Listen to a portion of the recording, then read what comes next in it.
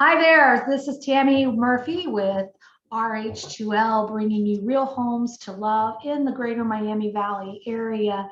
And this series of our What's Next is kind of walking through the process a little at a time to give you a quick rundown of maybe some questions you might want to ask your realtor, or maybe some questions that you want to make sure that you understand before someone talks to you about listing, selling, or buying your next home.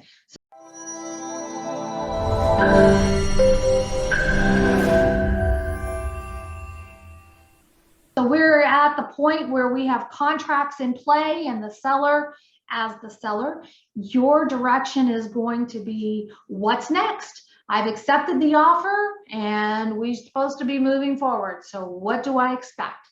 And at this point, as the seller, your next triggering point is going to be the inspection. So in that contract, if they asked for an inspection period, now the buyers are going to have the opportunity to come back into the home with a home inspector and be able to really look at the property. And the inspector is going to give them an evaluation of current condition, meaning, are there any safety hazard? Is there anything as far as habitability? Is there anything structurally that needs to be concerned? Most of the inspectors are also going to give you a very large report, many pages for those nights that you might have trouble sleeping. And that report is going to be just a generic template of lots of helpful information, things to take care of. How often do you change your HVAC filter system? Just some things that you might want to know, or you may already know if you're an experienced homeowner. But for those first-time buyers out there, this is definitely something that we find to be very helpful for you, is that generic report that comes along with your home inspection, because it's going to tell you what to expect, what you should watch out for, and then maybe some maintenance items, some things that aren't really an issue for the purchase, but maybe something down the road that you would want to make sure you're planned for or prepared for, repairs or things that you'll need to do. I like to call it the honey-do lists, because inevitably somebody gets handed, here, honey, you take care of this, and that is something for you. So the home inspection process allows for those buyers to come through. Typically, the seller is not home during that time. You're leaving the home so that they have free access to be able to walk through and really determine the conditions. Now, sometimes we find that this is an opportunity to do measurements for those windows or appliances, things that the buyer know that they have that they're going to be bringing into the home. We like to suggest that this is a great time to do that because it does help the buyer to place things in their mind, and also while they have that access, it's not a disturbance to the seller. But in the meantime, sellers are happy because now we are getting that inspection process, means that we're making one step further in the process of towards the closing. And what you as the seller are going to want to know, does the buyer have anything that they're going to need fixed? Are they going to ask me to do any repairs, or are they going to ask for money as a credit? What happens here? And so this is what's next for the sellers.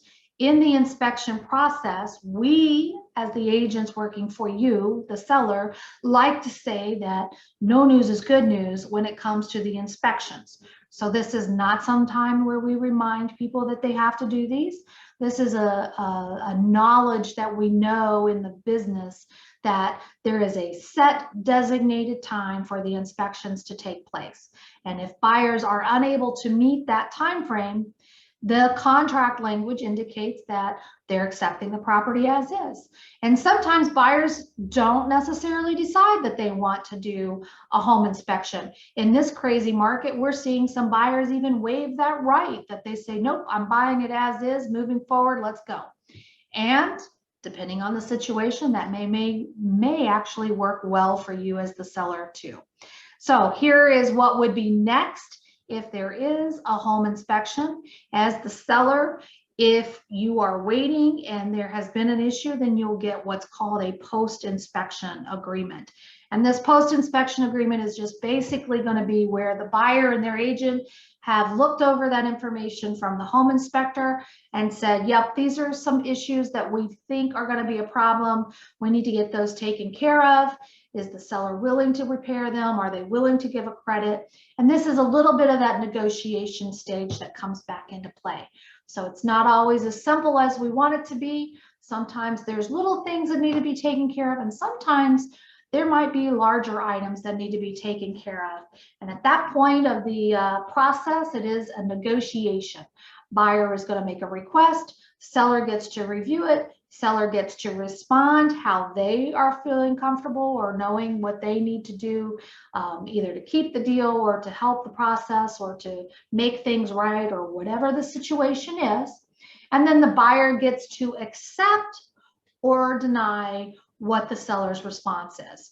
Assuming that everybody comes to the meeting of the minds, everything is good, buyer accepts, and you move on into the process, and then that will be our next segment. So make sure you return back, watch the next video in this series, and we will tell you what's next.